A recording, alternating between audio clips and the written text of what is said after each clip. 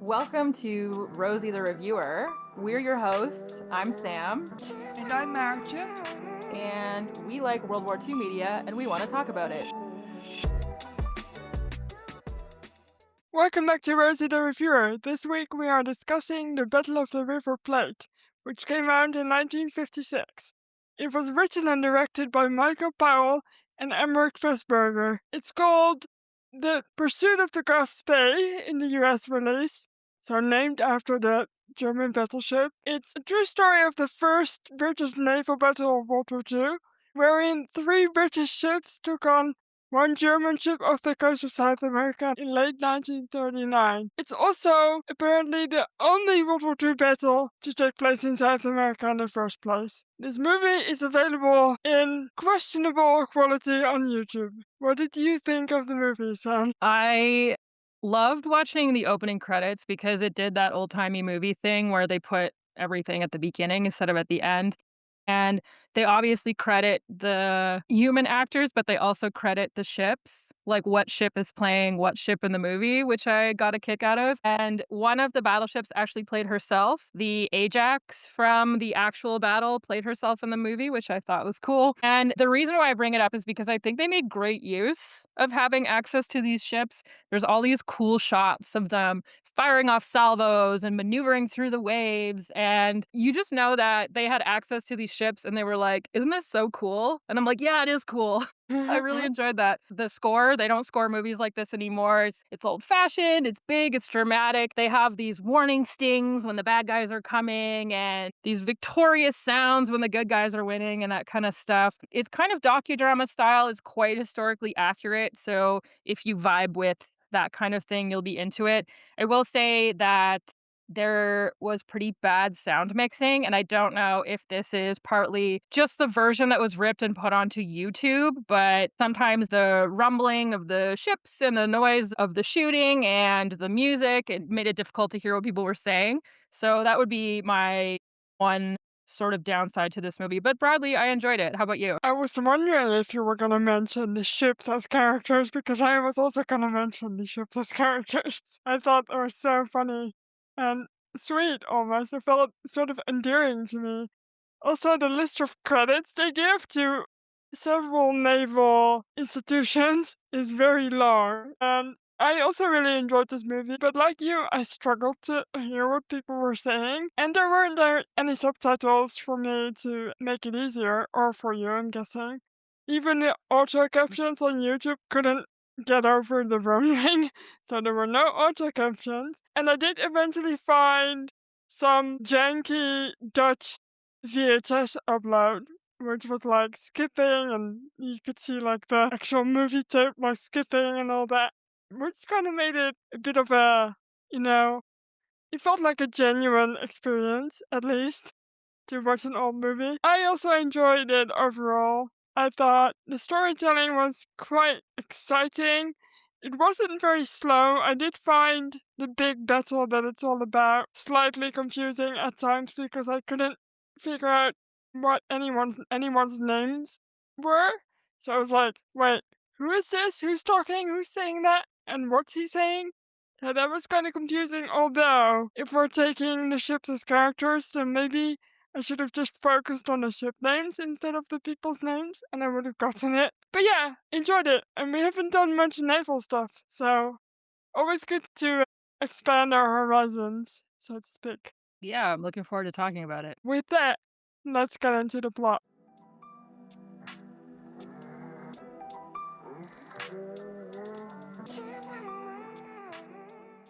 November 15th, 1939, we see a Nazi flag run up a flagpole at sea. And just the music that was happening was very reminiscent to me of like an old pirate movie. Valid, I guess. A voiceover explains the great difficulty that Britain is facing right now at the beginning of World War II. They're trying to bring in supplies. Obviously, they're an island nation, and the Germans are doing everything in their power to prevent that from happening. So they're blockading them with battleships, with magnetic mines, with U-boats. And one German ship in particular, the heavy cruiser Admiral Graf Spee, has conducted a number of raids on merchant vessels and will play a prominent role in this film. I was really afraid they were gonna call the ship the Spee instead of Spey, but I'm really glad that they got the the German A, which is also or the German E, I guess, which is also the Dutch E. So I was like, "Oh, this sounds familiar to me. Great." Yeah, I do feel like they put a lot of work into researching for this movie. Patrick Dove, who we'll talk about in a minute, was a consultant on the movie, and obviously, as you say, they credited quite a lot of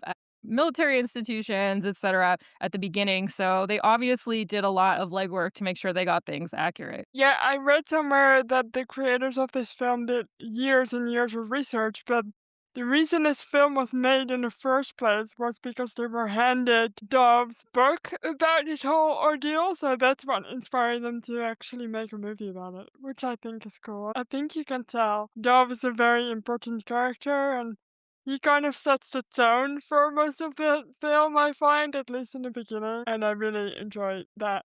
Yeah, he's the human story that they've tied into the story of this battle there. And he initially wrote about his experiences in a newspaper serial called I Was Graf Spay's Prisoner.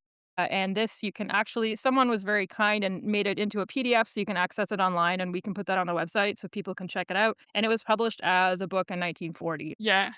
Tell me more about the Graf Spee, please. The Graf Spee was part of the Deutschland class of heavily armed cruisers that formed part of the German Navy or the Kriegsmarine during World War II.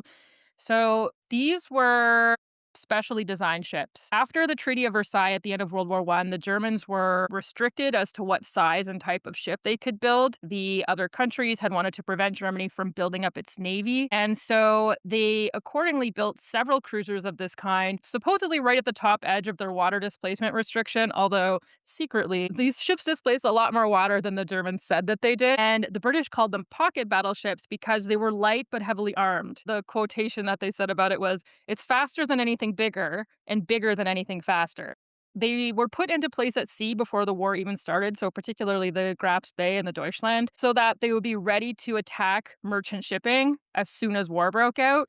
And so it was quite easy for them to go out at sea and sort of settle in and lie in wait because war hadn't been declared yet. And this was a result of Hitler having learned some lessons from World War One. He fully understood that if you want to defeat the British, you need to prevent them from bringing supplies in. So the Graf Spee sank 9 vessels in the South Atlantic before the Battle of the River Plate. It's interesting to think about Britain as an island nation and the difficulties that were bring during the war. I don't think it's talked about a whole lot in other movies when we talk about the British and how difficult that made it for resupplying and all that. And it's interesting to see a movie about it, basically. It's not really a movie about the resupplying, obviously, but it is a direct consequence of that. And I think it should be talked about more. Not necessarily in this podcast, but, just in general. Patrick Dawes, captain of the MS Africa Shell, played by Bernard Lee, is captured by the crew of the Grasp after they sink his ship in the Indian Ocean. He's quite affronted because by his calculations his ship was 3 miles off the coast, which means that they are in Portuguese waters and that they therefore cannot be put under hostile action. And I really enjoyed the way Captain Dove described this whole thing in his little report in the Y newspaper. Yeah, the real Patrick Dove actually briefly cameos in this scene, which is kind of fun. And we'll note that Dove is taken prisoner here, but his crew is allowed to evacuate on lifeboats. Langdorf is the German captain of the Graf Spee, and he always attempted to ensure that non-military personnel were not harmed. And I think this is part of this sort of quaint, old-fashioned gentleman's warfare that was Mhm. still in place in many places at the beginning of World War II, where it was like, we're gonna play fair, we're gonna play by the rules, that type of thing, and I think that's really prominent in Patrick Dove's account as well, how much he likes and respects Langdorf and how that seems to be reciprocated. It's very obvious from the way he talks about just the whole ordeal in general. It feels very neat. And you know what made me laugh? His disappointment in having lost his golf clubs. Yes, very funny. When his ship was being sank, he told his, I don't know, one of his subordinates, he's like, "Go get my golf clubs," and then the golf clubs ended up on a lifeboat that he was not on, and he was like, "God damn it." Yeah. This man is a very good writer, by the way. It's very engaging, I would say. So I will definitely put a link to the PDF on the website and you should read it. It's really a good read. Hans Langsdorff, that's our captain of the Admiral Graf Spee, is played by Peter Finch, and he amiably disagrees with Dove. but directs him to write out a complaint so that it can be officially documented. And he pours him a drink and he gives him a tour of his ship and he tells him that he doesn't believe that any Allied vessels are fast enough or have enough firepower to take him down. And he's happy. He's telling Dove all of these specs about his ship, all of this stuff that should probably be secret information. But he's convinced that Dove is going to be a German prisoner for the duration of the war. So it doesn't really matter if he gives him any military secrets. I really enjoyed this first interaction where they kind of taking jabs at one another, where Dove is like, yeah, you're faster. Yeah, you're stronger on paper. And it's very charming. And it's like almost like he's being shown around his Airbnb by this German boat captain. Yeah, and you can tell that Langsdorff is very like, my ship is better than yours. Let me show you all the cool shit I have. The Quest Fate takes down two more merchant vessels while Dove is aboard. Dove gets to witness the German resupply and refueling process, during which a number of other British prisoners join him from the resupply ship. They are all fairly well treated and even get to have a little party for St. Nicholas Day. The British prisoners soon discover how the Germans must be communicating which British ships are actually in the area, because they notice the horse racing page in the newspaper is not what it seems. I really enjoyed this whole it's such a funny thing to witness. It's so different from the POW stuff we see in other movies. Yeah, they have enough food, they have a reasonably comfortable place to sleep, they're being treated fairly well, the Germans are not looking to harm them really, and I also got a kick out of the fact that we get to see this resupply scene in such detail, and so the Graf Spee is this big ship, and what it does is it has this schedule with its resupply ship where it always knows where the resupply ship roughly is gonna be in the ocean on a given day, so it goes to it, and then the resupply ship has fuel and other resources that they might need. So we get to see them, like one ship fueling the other and them bringing supplies from one ship to the other. And it is really cool. And I'm like, the only reason they included this is because it's really cool, not because it contributes to the plot meaningfully. No, it's just a little bit of cool World War II technology shit going on. Yes. I did enjoy it though, even if it did not add very much. And it's funny, I wonder also if one of the reasons these men were treated better generally than in other POW camps is because they really had no means of escaping. Like they're on a ship. Where are they gonna go? And if you look at other prisoner camps that are on the shore, like on land, I should say, there's always a risk of people trying to make their escape. Yeah, I also think, we're 3 months into the war at this point, so nobody's huge mad at each other yet. And I also think that the Germans have plenty of supplies so they can afford to feed POWs. Like, there are a lot of things that are different because we are right at the beginning of World War II. That is true. Yeah. And these crewmen and officers haven't done anything to this particular ship either, so it's like they were just a victim in this, so you're right. December 12th, there are 3 British ships off the coast of Uruguay and Argentina where the River Plate flows into the sea. Well, there's 2 British ships and 1 New Zealand ship, but they're all part of the same little group that's traveling together. And they are the cruisers Exeter, Achilles, and Ajax. The captains of the ships get together to discuss the fact that the Graf Spee will likely be in their part of the South Atlantic come tomorrow. And the Graf Spee has been a subject of British naval pursuit over the past few weeks. They know that the Germans have these 2 ships that are kind of sneaking around the seas, taking down their merchant vessels. And so they've been looking for them. And these captains are Captain Edward Perry of the HMS Achilles, played by Jack Gwilym, Captain Frederick Hooky Bell of the HMS Exeter, played by John Gregson, and Captain Charles Woodhouse of the HMS Ajax, played by Ian Hunter, and they are led by Commodore, later Rear Admiral, Henry Hardwood, played by Anthony Quayle, whose flagship was the HMS Ajax. Though the Graf Spee has these cruisers outgunned, they have a strategy where they're going to try to attack it from different sides to divide its firepower. Yeah, from different angles to be very annoying and distracting. Yes. Gwilym and Gregson both served in the Navy during the war. Like many of these movies that we've seen that came out in the 50s and 60s, a lot of the actors have military experience. Quayle joined the Royal Artillery initially, but he was later actually part of the SOE, the Special Operations Executive, as a liaison officer to Albanian partisans. And we have talked about Anthony Quayle before, actually, in our Ice Cold and Alex episode. Who did he play again in Ice Cold and Alex? The South African guy. Of course he did, yeah. funny. Go listen to that. It's a fun episode. Yeah. So the British are taking a calculated risk here. If they damage the German ship but do not sink her, the Graf Spee will still have to limp its way back to Germany. And on its way, it's going to end up facing the bulk of the British Navy. So if they don't sink it, someone else probably will. Meanwhile, the Graf Spee is one of Germany's capital ships, and Germany doesn't have a significant navy at this point. So if they lose a capital ship, it's going to be a significant loss. And so the British are going, well, technically, we wouldn't normally take on this ship, but it's worth it to us to take the risk in this instance. It's being too much of a nuisance too, like it's just sinking ships left and right. Like, stupid German ship, get away. Yes. December 13th, the British cruisers are on the hunt when they spot some smoke in the distance. The Exeter goes to check it out. Meanwhile, on the Graf Spee, the British prisoners are awoken by the sound of an alarm, which indicates that the battle is about to begin. Yeah, you gotta imagine those British prisoners are like, on the one hand, I want our side to win. On the other hand, I don't want to get sank on this ship. Yeah, there was probably a pretty real chance that they would have drowned if they were actually sank. The prisoners' quarters on the Graf Spee take a direct hit. Both ships are firing away at each other. We get to see some pretty cool stuff about how battleships of this era would operate during a battle. So, some examples here. Each ship has a reconnaissance plane. So, they have like one plane that leaves and flies around and tells them, where the positions of the other guys are. They'll lay smoke when they want to do sneaky maneuvers. So they'll send out all this smoke so that the other ship can't see where they are. There's a part where they're passing messages down through the ship, and they have one guy yell to the other guy who yells to the other guy. But they also have these cool little pipe tube things that they speak into to speak to someone in another part of the ship. And they're, of course, using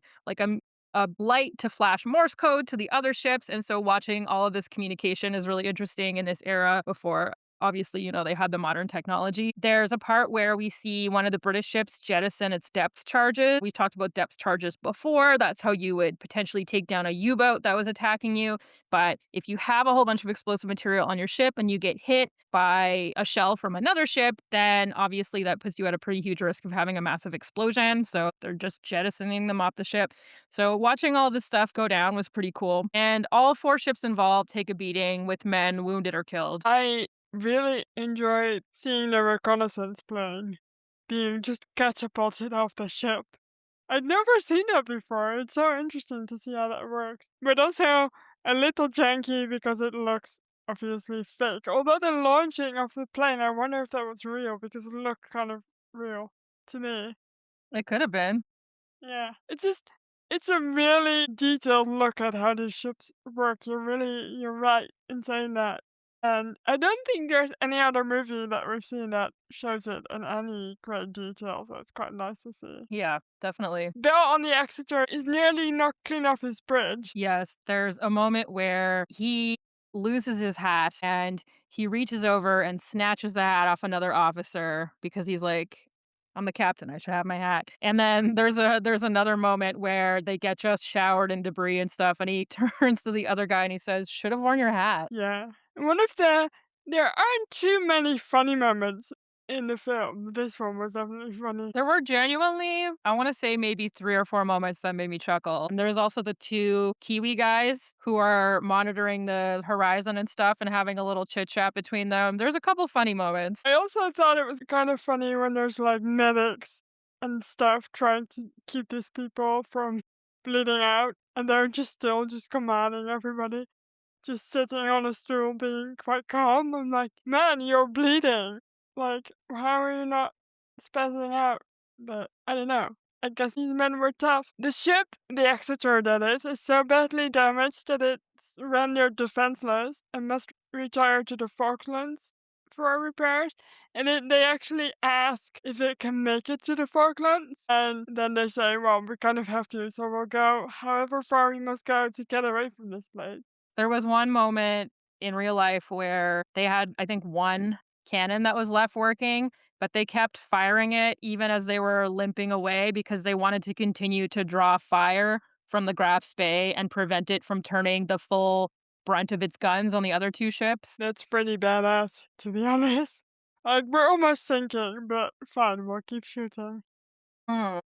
The remaining British sailors on the Ajax and Achilles give it all they've got. bearing the brunt of the Graf Spey's attack now because obviously the Exeter is leaving. It's hard to overemphasize how much, like, the British were really outmatched here. The Graf Spee Yeah. was the superior ship, but because there were the 3 of them and they had this strategy of attacking from different sides, they're able to heavily damage the fuel system and the galley of the Graf Spee. Langsdorff is convinced at this point that these little British cruisers would only be acting so audaciously when obviously outgunned if they were trying to drive him into the guns of bigger ships. He's like, these little shitheads can't be all there is. Like, there have to be bigger ships out there. And so, accordingly, his ship's kind of fucked up. He decides to head to safety in the neutral harbor of Montevideo in Uruguay. The British give chase, though they are extremely wary. On the Graf Spee, the British prisoners are trying to figure out how the battle went. And there's a scene where they're sitting there and obviously they're trying not to get hit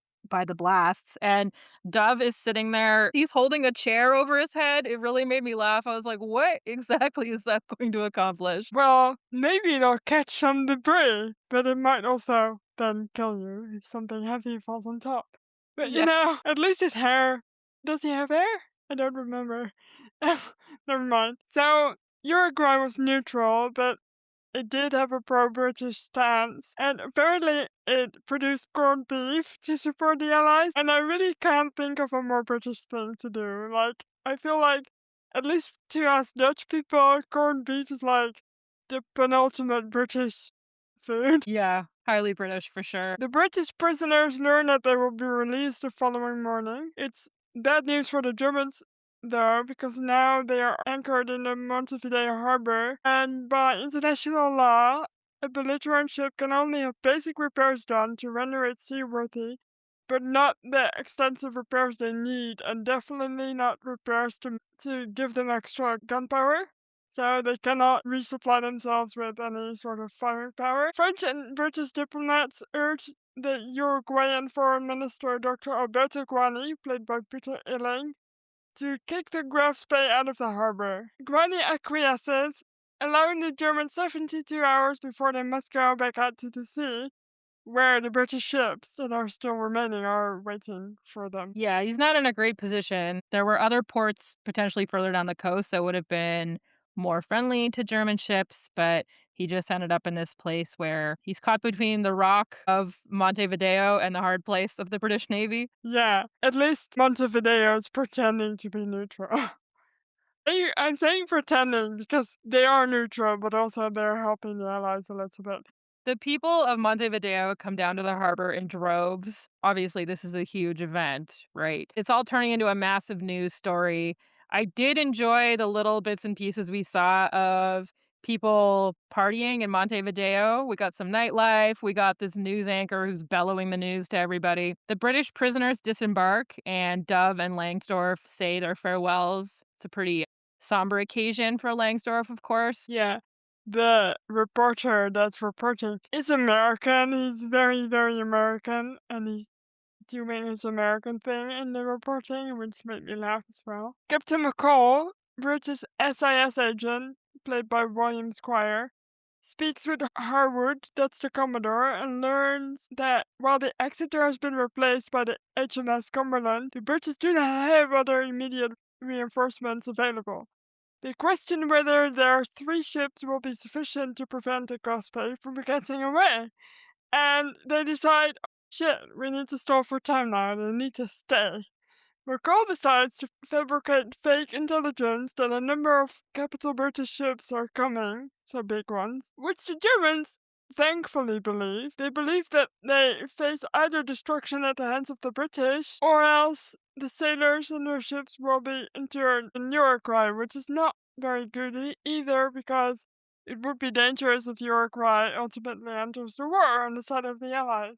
So Uruguay did declare war very, very late in the game on Germany and Japan in 1945, and also signed the Declaration by United Nations, which is the treaty that united the Allies, and that was signed by 47 national governments in 1945. And Uruguay had actually previously already severed diplomatic relations with the Axis powers in 1942, so even though they declared war in 1945, so that took them a while, they'd stopped having diplomatic relations with the X-powers way before that. Yeah. And this is pretty much what Langsdorff is afraid is going to happen because he has this ship that's got some fancy new technology on it. And the last thing he wants is for that to fall into British hands. Like code machines and stuff, right? And radar that was fairly new at the time. Yeah. December 17th, the day of the Graf Spey's deadline arrives. They have to either get out of the harbor or they're going to be interned. The Germans have failed to sneak out of the harbor, which some people thought that they might attempt to do, due to an international law that states that belligerent ships must wait 24 hours after the departure of a merchant vessel before they can follow. And this is some sneaky behavior by the British and the French because they knew that the Germans would follow the law. And so they were deliberately sending their ships out in 24-hour increments so that 24 hours could never pass. Wow. And so, yes, Langsdorff decides that he must scuttle his ship to the great relief of the British. Spectacular explosion. They set off, I think, or they laid three explosive charges, but only two of them went off. But anyway, it was enough to send this ship to the bottom of the sea in spectacular fashion. Obviously, he evacuates his crew first. And then Dove comes to see Langsdorff at the end to compliment him for behaving honorably rather than initiating some huge naval battle that would probably have cost a lot of lives. I, being Dutch, had never heard of the word scuttle before. So I was like, so that's what it's called when you sink your ship on purpose. Yes. Dove talks about this moment in his account. He says, I saw Captain Langsdorff only once again. Once more, he stood beside the coffins of his sailors, this time in the cemetery of Montevideo, where they were to be buried. At the end of the ceremony, after he had moved down the line of graves, sprinkling a little earth on each coffin, he came to where I was standing. As he came level with me, he looked up and saw me standing there with my hand at the salute. He stiffened himself to attention, looked me straight in the eyes with his face set, and returned my salute quietly. He passed on, and I never saw him again. And that is because Langsdorff died by suicide 2 days later. They notably do not include this in the movie, and I wonder if it's a sign of respect by the movie makers, even because I wanted to note about the whole movie that it seems pretty level in terms of showing the German point of view versus the British point of view, and there's no real judgment in it from the British side. It's a British production, obviously, but I don't feel like they were very well, they were a little bit saying the Germans are the bad guys, but they also gave the Germans plenty of screen time, well, especially in Langsdorff, of course. But I enjoyed that. I thought it was pretty well balanced. Yeah. I think crucially, Dove spoke very glowingly about him. Obviously, they knew each other pretty well after spending a few weeks together on a ship. Notably in the movie, we don't see Langsdorff doing the Nazi salute. He only ever does the regular military salute. Yeah, and so I think there was this perception of him, especially because he did scuttle his ship and prevent this massive naval battle, that he was an honorable man, and they wanted to depict him that way. Yep. It's not been that long since the end of the war, it's only 10 years. So I think that's pretty amazing for a film that was shot not even 10 years after the war to be so respectful of the Germans. I mean, God knows people have carried grudges for a lot longer than that. But apparently the movie makers, probably because, you're right, because of Dove's influence, did not feel the same way. Yeah, I think it's interesting too. Like, I think nowadays people are a lot more unlikely to let a sympathetic portrayal of a German officer from World War II pass. Like, I Hmm. think people are a lot less likely to let that slide now. Whereas at the time, I think there was still this sense of like, yes, you did have the Nazis, but you also did have these Wehrmacht officers who, or these naval officers, or these people who were involved in the German military occupation, but they were distinct from the Holocaust, you know? Yes. And I do also wonder, I don't know how far the relationships between countries had been rebuilt 10 years later, but maybe it's even still the sense of, look, we want to move on from this war, so we're not going to place any unnecessary blame in this movie. And we've talked about this before, but usually in a context that's slightly closer to the end of the war.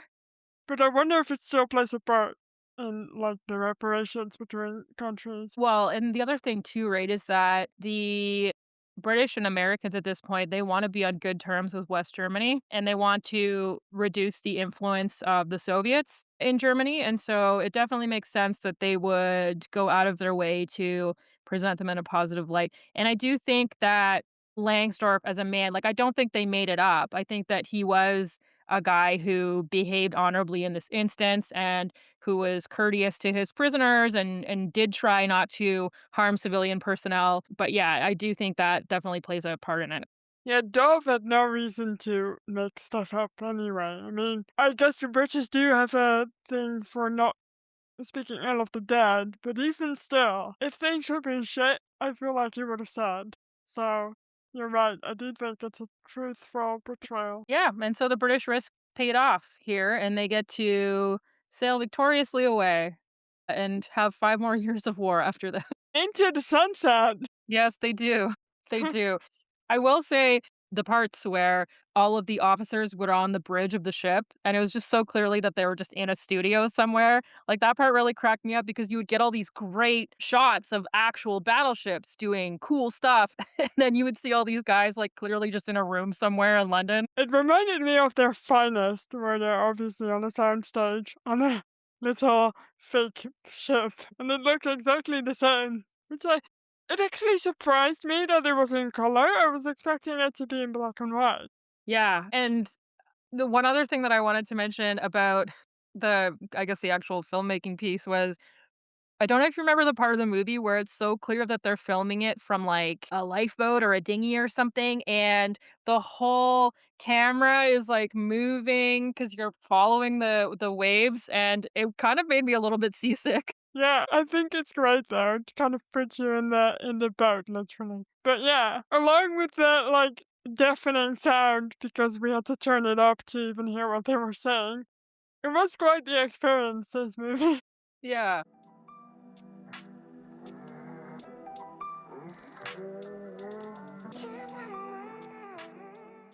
You have some notes. I do. So the Graf Spee was sunk in I don't know exactly how many feet of water, but it was very shallow there. So a large portion of the superstructure remained above the sea level, like it was visible. And so, because she was the first German warship equipped with radar, the British salvaged that from the wreck of the ship and they analyzed it. And I believe there were also some American sailors who boarded the ship the next year trying to dig up some intelligence stuff. So Langsdorff was right. If his ship fell into enemy hands, it was definitely going to be used to pillage military secrets. And for decades, portions of the wreck remained above the surface and it gradually became a hazard. You know, bits and pieces of it would come unattached and that kind of stuff. And so the Uruguayan government has begun raising the wreck, but they have to do it in pieces because it's so big and it's fragile at this point. It may ultimately be displayed at the National Marine Museum in Uruguay, which I think would be pretty neat. But this actually began raising the wreck like 20 years ago. So this is a very slow process. And there's been a lot of controversy over the pieces raised so far. So one thing that was in the news semi recently was there was this huge Nazi eagle affixed to the stern of the ship. It has a swastika on it, of course, and they dug this up from the bottom of the ocean, and then for a while they had it displayed. And they were kind of like, nah, I don't know if we want this displayed. So then they put it in a warehouse. And then some government official recommended melting it down and making it into a dove of peace. And so there's a lot of people who are still discussing what exactly you do with something like that. But there are some little bits and pieces, some less controversial pieces of the Graf Spade that are on display. I believe if you go to the Marine Museum, there's like a big gun outside. You can see some other little bits and pieces. And last year, an international team of marine archaeologists visited the ship with modern technology, you know, your new like 3D sonar and that kind of stuff. And they revealed intact compartments and sealed areas that contained preserved documents and even Enigma machines. So they were able to bring this stuff up and actually like read it.